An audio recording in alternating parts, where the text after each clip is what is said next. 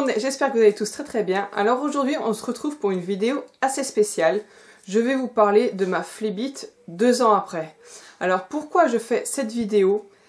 Essentiellement parce qu'en fait dans la vidéo que j'avais fait pour vous expliquer les symptômes que j'avais eu pour ma phlébite et vous expliquer comment j'avais eu ma phlébite quand j'étais à 3 mois de grossesse.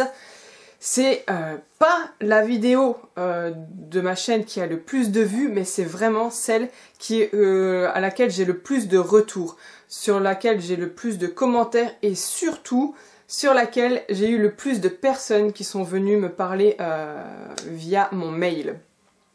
Vraiment, j'ai été super contente de voir que ma vidéo a pu aider, renseigner énormément de personnes.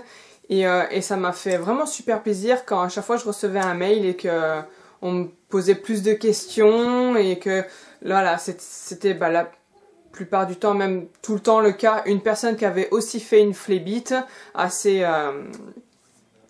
récent et que du coup voilà, cette personne était comme moi à cette époque, complètement dans le flou et ne savait pas du tout voilà, ce que ça pouvait donner, les traitements, pas de traitement, le futur, enfin bref. Donc voilà, et à force de répondre par mail, je me suis dit, tiens, si je faisais une vidéo, étant donné qu'aujourd'hui, en plus, j'ai eu mon rendez-vous avec mon angiologue que je dois voir tous les ans, et voilà, j'ai eu rendez-vous ce matin, et du coup, je me suis dit, tiens, je vais faire, ça fait 2 ans que j'ai fait ma phlébite, et je me suis dit que j'allais vous faire une vidéo pour vous raconter ce qui s'est passé pendant ces 2 années. Donc j'ai marqué l'essentiel sur une feuille pour être sûre de rien oublier. Donc déjà, on va commencer par mon accouchement. Donc voilà, 4 mois après mon accouchement, j'ai eu rendez-vous avec mon angiologue pour faire un échodoppler. Donc c'est une échographie de toute la jambe pour voir et du buste pour voir où en étaient mes veines. Donc de là, j'ai eu des prises de sang à faire pour savoir si j'avais pas une maladie qui avait créé cette phlébite. Et donc non, je n'ai rien du tout. La phlébite, je l'ai vraiment faite à cause du traitement que j'ai pris pour stimuler mes ovaires. Voilà, ma stimulation ovarienne, c'est ça qui a fait que j'ai fait une phlébite. Et même encore ce matin, mon angiologue me disait que c'est très récent. C'est de plus en plus récent que les femmes fassent des phlébites après avoir pris ce traitement. Donc voilà, ensuite donc j'ai fait mon échodoppler il y a 1 an, un peu plus d'1 an. Oui c'est ça, mon fils a 16 mois maintenant, 17 mois, ça passe trop vite. Il a 17 mois, donc voilà, donc c'était 4 mois après mon accouchement. À ce moment-là, à l'échodoppler, l'angiologue, elle a vu qu'il y avait pas mal de séquelles quand même à ma jambe, sur mes veines. Voilà, beaucoup de séquelles quand même. Donc du coup, elle m'a dit que je devrais porter des bas de contention à vie.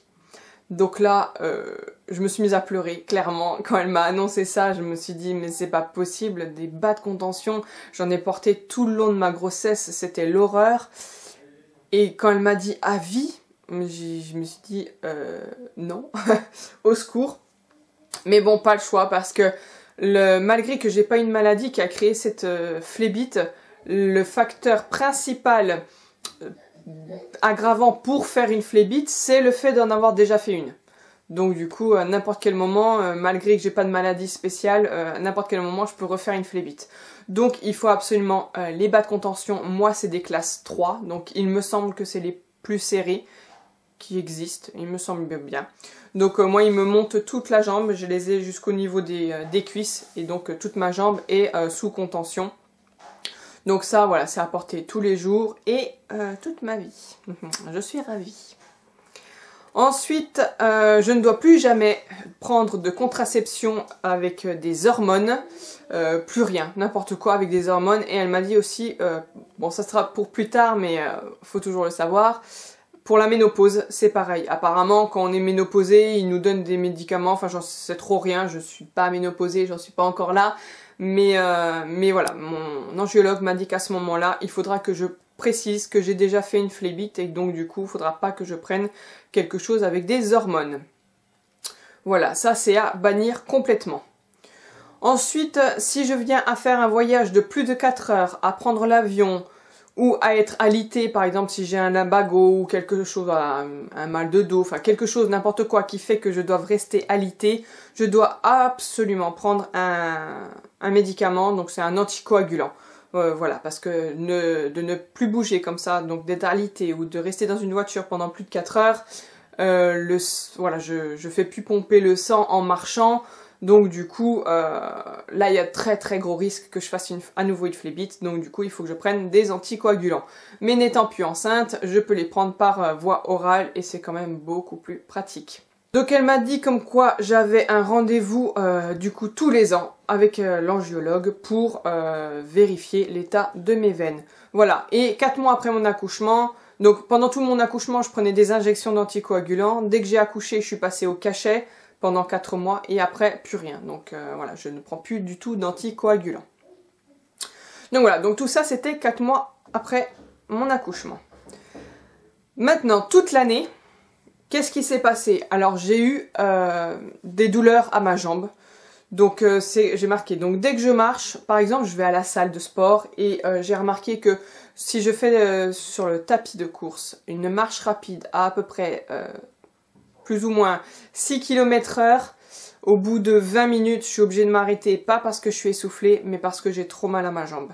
Je ne peux pas continuer. Donc tout ce qui est effort, donc musculation, quand je suis à la presse, les squats, voilà, même le vélo elliptique, tout ce qui fait que, soit il y a le poids de mon corps, par exemple quand je marche ou quand c'est du vélo elliptique, c'est le poids de mon corps. Sinon, les squats et tout ça, c'est les jambes qui prennent, donc voilà. Tout ça, c'est très réduit, 20 minutes, une demi-heure, et puis après je peux plus parce que ça me fait vraiment trop mal.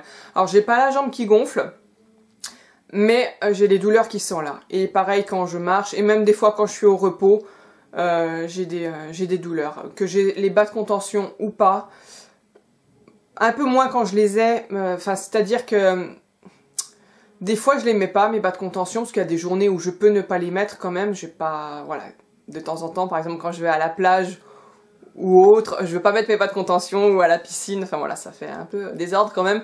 Et bien là, elle me l'avait dit qu'en fin de journée, j'aurais sûrement envie de les remettre, et c'est le cas. C'est vrai que ça soulage énormément. Donc voilà, souvent quand il y a une journée où je les porte pas, et bien c'est très rare que le soir, en fin d'après-midi, je mette pas mes bas, parce que ça me soulage quand même énormément.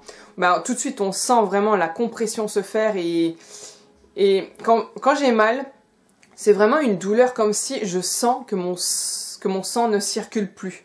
C'est très désagréable, c'est douloureux, mais pas non plus au point de hurler à la mort, mais c'est vraiment cette sensation, et du coup dès que je mets mes contentions, ça compresse, et là je sens vraiment le sang qui recircule correctement dans ma jambe. C'est très étrange, mais c'est vraiment agréable. Donc ne négligez surtout pas les bas de contention. Donc ensuite, comme je vous l'ai dit, voilà, il s'est passé toute une année, et là ce matin j'ai eu mon rendez-vous, et donc elle était très surprise et très contente, parce que du coup j'ai rétabli très bien. J'ai un bon rétablissement. J'ai mes veines, alors je vais lire parce que je me rappelle plus, j'ai les veines qui sont à nouveau perméables, et les séquelles qui se sont amenuisées. Je sais pas si ça se dit bien, mais bon bref, de toutes petites séquelles. Donc du coup, en fait, tout au début, elle me posait des questions, et quand je lui ai dit que j'avais des douleurs aux jambes, mais que ma jambe gonflait pas, et ben du coup, quand elle a vu ça, elle m'a dit que c'était tout à fait normal, parce que j'ai des petites séquelles. Donc les douleurs à la jambe, malheureusement, je les aurai toujours, mais j'ai pas d'œdème, je n'ai pas la jambe qui gonfle. Donc du coup, parce qu'elle m'a expliqué qu'il y a des personnes qui ont vraiment de grosses séquelles, et eux par contre ils ont très mal à la jambe, mais vraiment c'est une douleur qu'ils supportent pas. Moi elle est supportable quand même, je vous l'ai dit, je suis pas en train de pleurer, d'hurler, ou en train de me shooter avec des Doliprane ou quoi que ce soit.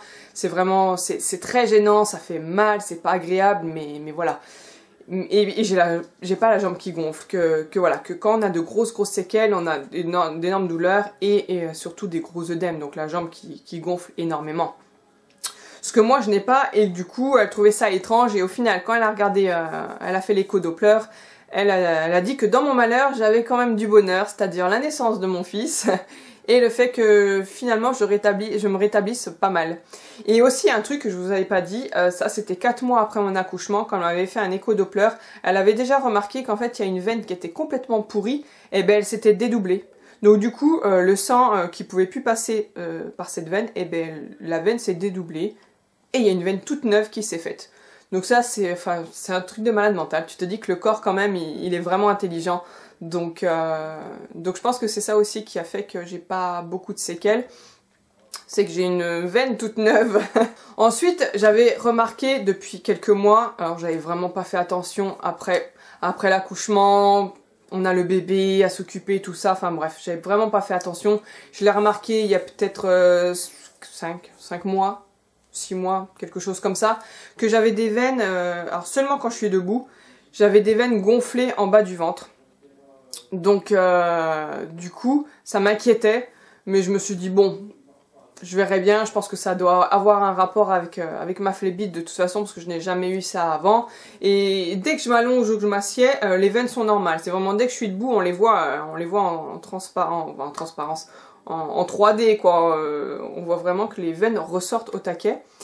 Et donc je lui en ai parlé, et en fait c'est parce qu'elle m'a expliqué, donc c'est rien de grave, mais elle m'a expliqué qu'en fait sur toute ma jambe, c'est comme si c'était une autoroute, et mes veines, et l'autoroute est bouchée, et forcément il faut que le sang il passe par d'autres petites routes. Et ces petites routes sont pas forcément habituées à ça, donc du coup il y a un afflux sanguin, et c'est ça qui fait que mes veines gonflent un peu, parce que voilà, il y a tout le sang qui passe par là, alors qu'il devrait passer par ailleurs à la base. Mais donc il n'y a rien de grave, c'est juste esthétique, mais bon, en bas du ventre, là, au niveau du pubis, je m'en fous royalement. Donc du coup, tant que c'est pas grave, pour moi, c'est le plus important. Donc voilà, je suis allée assez vite, je suis désolée, mais je voudrais pas que la vidéo dure 100 ans non plus. Il me semble que j'ai fait tout le tour de ce que j'avais à vous dire, voilà, parce que c'est essentiellement les questions qu'on me pose, voilà, par rapport au traitement, si je l'ai arrêté, je l'ai pas arrêté, comment ça s'est passé mon accouchement, après accouchement, enfin bref. Donc voilà, mais surtout n'hésitez pas à me contacter par mail, je vous mets en barre d'infos, comme sous la dernière vidéo. Voilà, si vous avez d'autres questions, si vous voulez papoter, enfin voilà, il n'y a pas de souci. Rien qu'encore, c'est hier ou avant-hier, je sais plus, le temps passe très vite. Je papotais avec une nana qui m'a contactée, donc Maïlis, si je prononce bien ton prénom ou ton pseudo, je sais pas trop si c'est ton prénom ou ton pseudo. Je te fais des gros bisous ma belle, je sais que tu regarderas cette vidéo parce que je t'ai dit que j'en ferai une, donc t'étais super contente d'avoir d'autres informations. Mais voilà, c'est toujours plaisant d'être contacté, de pouvoir aider, et puis après finalement on tisse des liens, même avec d'autres personnes. C'est vrai que j'ai gardé contact, et puis voilà, donc n'hésitez pas surtout à m'écrire soit en commentaire, soit par mail si vous voulez que ça reste un peu plus perso, qu'il n'y ait que moi qui puisse le lire, et je vous répondrai vraiment avec plaisir. Mes mails, je les reçois un peu comme des SMS, j'ai la notification sur mon téléphone, donc je réponds très vite, il n'y a vraiment pas de souci là-dessus, et je serai ravie, vraiment ravie de vous renseigner. Donc voilà, je vais en rester là, j'espère que cette vidéo vous aura plu, n'hésitez pas à mettre des petits pouces en l'air si c'est le cas, à vous abonner à ma chaîne, et moi, je vous fais plein de gros bisous, et on se retrouve bientôt pour une autre vidéo. Bye!